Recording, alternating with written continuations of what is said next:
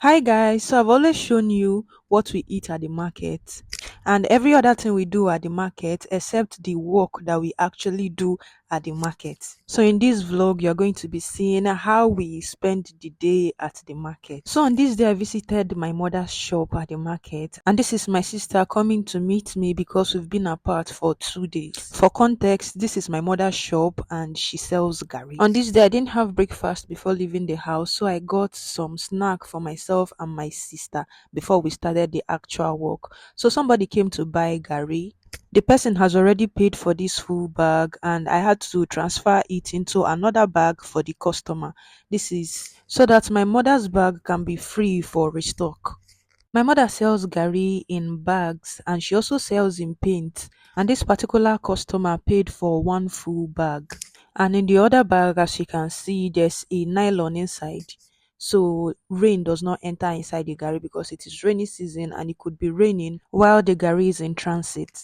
My mother actually gets this gari from bush markets from the people who process them. And they are usually in remote villages, so that is why they call those places bush market. After transferring the gari to the bag, you actually have to sew it like you see me doing in this video. It is easy, but not everyone knows how to do it.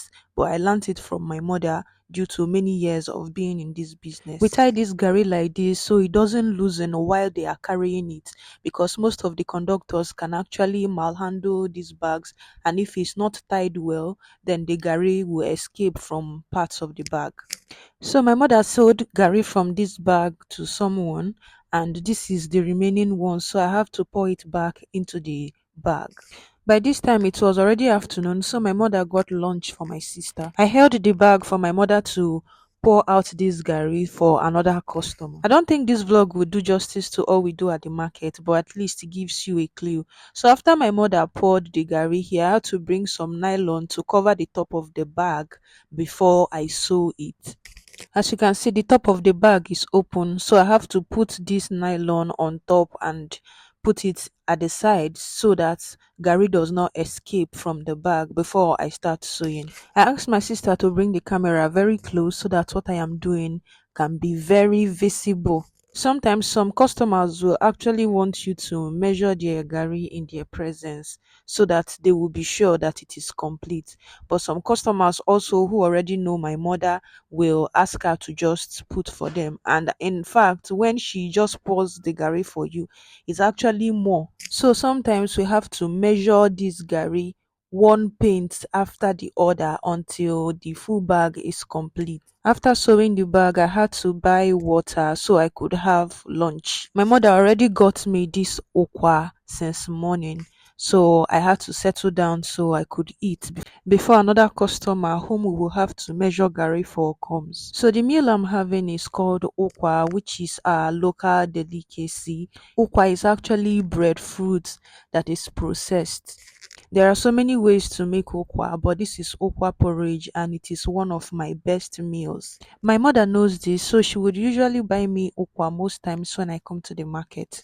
By the time I finished eating, my mother was already measuring gari for another customer, and another person wanted just one pint of red gari.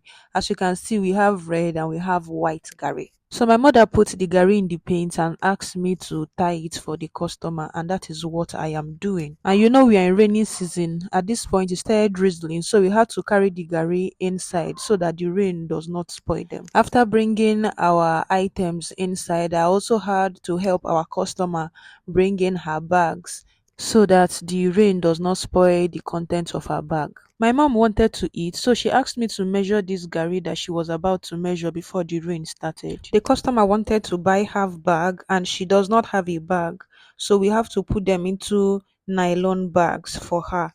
One full bag is 17 paint, that is 17 of this yellow bowl that you can see in this video. But this customer wants to buy half, which means I'll be measuring 8.5 paints for her.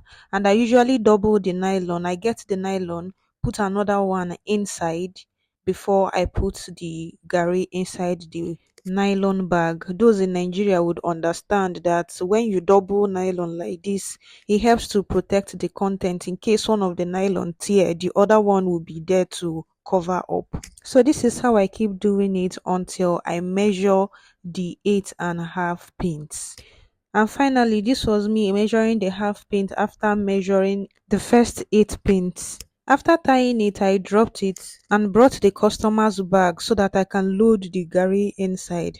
And one thing about selling gari is that people will always come and test, like you saw that woman doing. Some people just want to eat it, while others use it to know whether the gari will draw or not. After packing the customer's gari, I tied the bag for her and then she went to look for wheelbarrow to take it to the road for her. So another customer wanted half bag of white gari and we had some outside. So my mother also pointed another bag of white gari for me so that I can get some more gari to complete the one that we have outside. And this is me collecting some more white gari from the bag to go and add to the one outside. And as you can see, my mother's gari is very fine. This video is not even doing justice to how beautiful this gari is. Once you see it, you like to drink gari. So I brought the gari outside and poured it to the one that was already there and started measuring for the customer into her bag. This customer is also buying half bag, so I'll be measuring 8.5 pints for her. I finished the content of the big bowl outside and it was not enough for the customer. It was not up to 8.5. So I had to go inside to get some more gari to complete it for her. So there was some more gari remaining after measuring it. My mother asked me to put it for her as her jara. Jara is peculiar to Nigerians and is the addition of little quantity to what somebody has already bought. After measuring, I tied the bag and then my mother asked me to go and buy the things we need inside the market. So this is where I'll be ending the vlog today. Thank you for watching.